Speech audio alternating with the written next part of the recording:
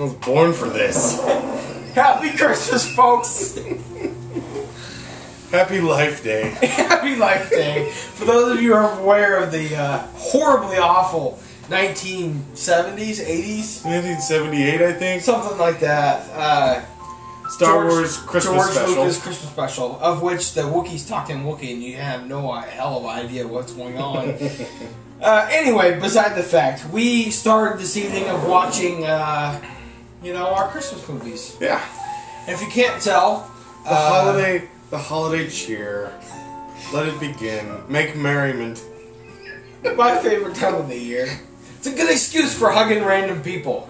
You know? It's like, Merry Christmas. I'm not a pervert. It's Christmas. Give me a hug.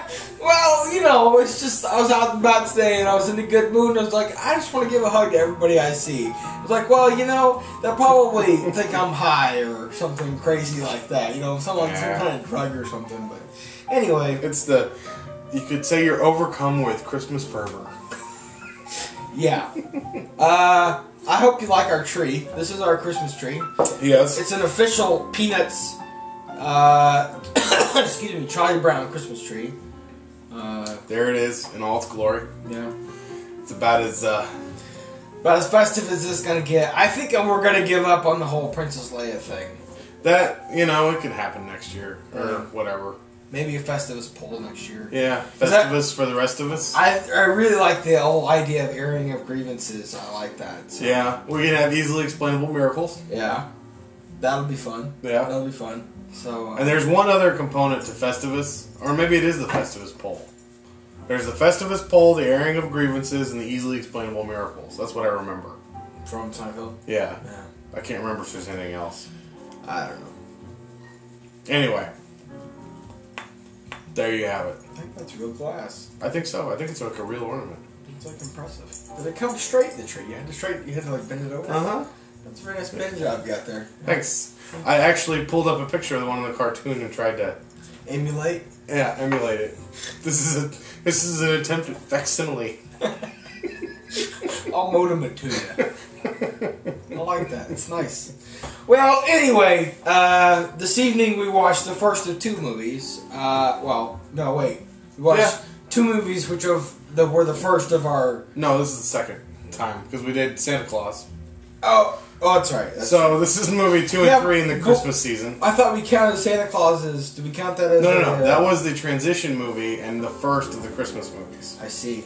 So this will be 2 and 3 of Christmas yes. movies.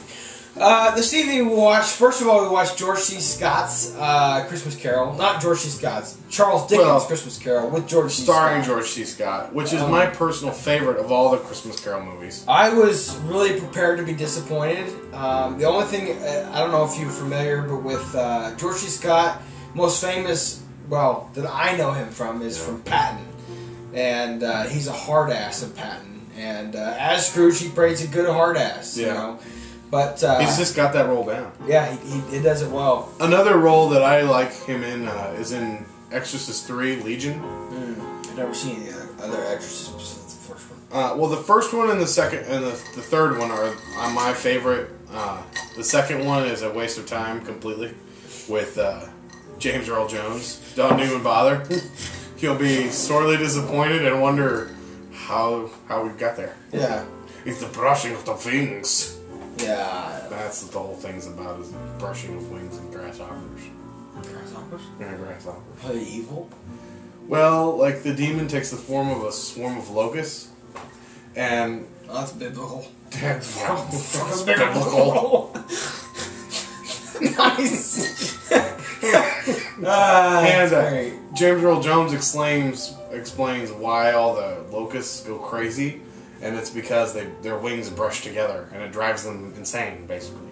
Perhaps it's mating season. I don't know. But it's not worth the time. Anyway, besides the fact, George C. Scott, I was thoroughly impressed. There are a lot of moments in this movie where, it really captures the whole Charles Dickens, if you're into Charles Dickens, and literary expertise, or not expertise, but... What did you call it earlier? Literarity? Literarity. Yeah, I think it was literarity, I think. I'm not quite 100%. I can't remember what you called it exactly, but it was pretty good. Yeah. Anyway, in any event, really enjoyable. It captures the poetic language. Yeah, it's very, very much so. Thank you. I gave it a solid 3. I was expecting to give it a 1, maybe a 2 at best, but it came away with 3. I was really enjoyed. My personal favorite Christmas Carol is the Muppets Christmas Carol, which gives you a reference to how this one fared. But despite that, it came out with a 3. It was very, very enjoyable. And for me, obviously, this is my favorite Christmas Carol. It's the one I watch every year. So I give this one a 4, just because it's what it is. It's my favorite version of the tale, right? And I just really like the way George C. Scott captures the film, and I think it's a made-for-TV movie too.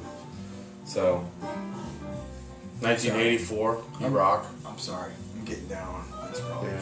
If you don't have it, a great Christmas album. If you like Christmas music, probably the quintessential Christmas album. I think it's the one that brings back most memories of my childhood. I don't know why, but it does. But Vince Guaraldi's Christmas, get it. It's a great album. It has all the... Vince Guaraldi, if you don't know, is the guy who wrote all the music for Peanuts. All the TV specials that Peanuts did and the cartoons and stuff. But it's perfect. It's jazzy. It's fun. It's very intimate. It's nice. It's very... It's just good. His music in and of itself is really, really good. It's just good listening music. But the Christmas album itself is... Like as you can tell, it's the quintessential Christmas album. Right. Besides that, I'd say get yourself some Canadian brass, which is fantastic. You're all on that. You know Canadian brass? Canadian brass is a quintet or a sextet of brass. It's a brass group that play brass instruments, and they're fantastic stuff. I mean, if you're familiar with brass. The functioning of brass instruments, it's really good stuff. So I will say, for my money, stay away from Mannheim Steamroller. I cannot stand Mannheim Steamroller. Sorry, no offense, but I think it's like Kenny G. It's just tacky. Yeah, it's gaudy, tacky, cheesy music. I'm sorry, it's a cheap shot. It's a cheap shot. It's like when people put out it's like Eminem putting out a Christmas album. I'm like, no, man. Well, the people you listen to when they come out with a Christmas album, that their career is basically over. Yeah. And Mannheim Steamroller has made an entire career of having their career be over. Yeah. They make Christmas albums. That's all they do. That's it. I mean, I compare Mannheim Steamroller to Christmas Cats, like the annoying Cats music, with meows, meow meow meow meow meow meow. Oh, on your phone and shit. Yeah, I equate cat meowing music to Mannheim Steamroller. I'll give it that. I just hate it. I'm sorry, I hate it. But back to where we were with our movies. Oh yeah, the second movie we watched. Actually, it bridges. It's another one of these bridging movies. It bridges both Christmas and horror. I'll be honest. I've just been since we did the 31 Days of Horror. Yeah. I've just been in a horror fix mood. Yeah, going on. It's like, I'm sorry, I need my horror movie. Yeah, I need my scare on. This movie was made in 1974, which almost automatically movies from 1970s and 80s. That hurts big time. Yeah, it doesn't unless they're classics. Unless they're the greats and you can appreciate them for that fact, which this is not. I have never really been aware of it. No. I will have to say, it redeemed itself within the last... It came from for me personally, it came from a 1.5 to a 2, up to a 3.5, maybe even a 4, with the last minute and a half. Well, for starters, I love Margot Kidder. Yeah. I mean, as far as the 70s go, I think she's the hotness. Yeah. I mean, if you don't know who Amityville Horror and this... if you don't know who she is, she's Lois Lane off of the original the original Lois. Star Wars. Superman. I'm sorry. Now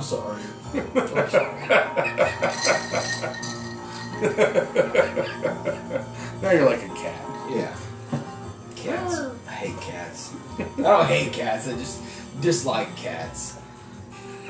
Dogs are far more superior species than cats. Anyway. Good. Anyway, Margot Kidder. hotness.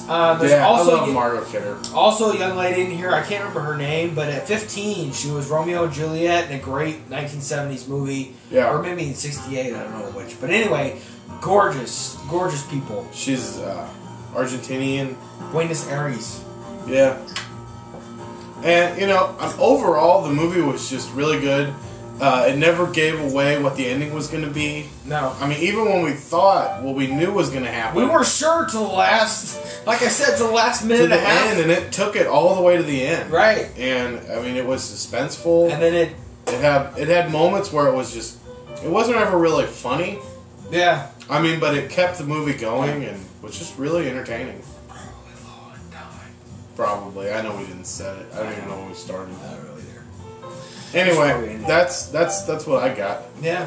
I'm giving What do you give it? our first one. I give a 4, Right. and then I give this a solid 3, with the understanding that I'd probably it would have probably come up on the list either in Halloween or Christmas next year.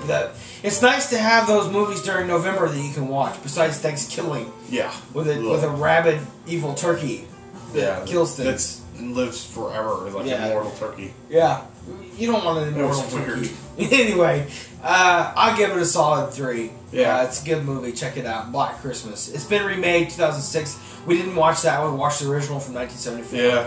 Check it honestly, out. I'm more interested in watching the 74 one anyway than Margot Kidder. Margot Kidder for me.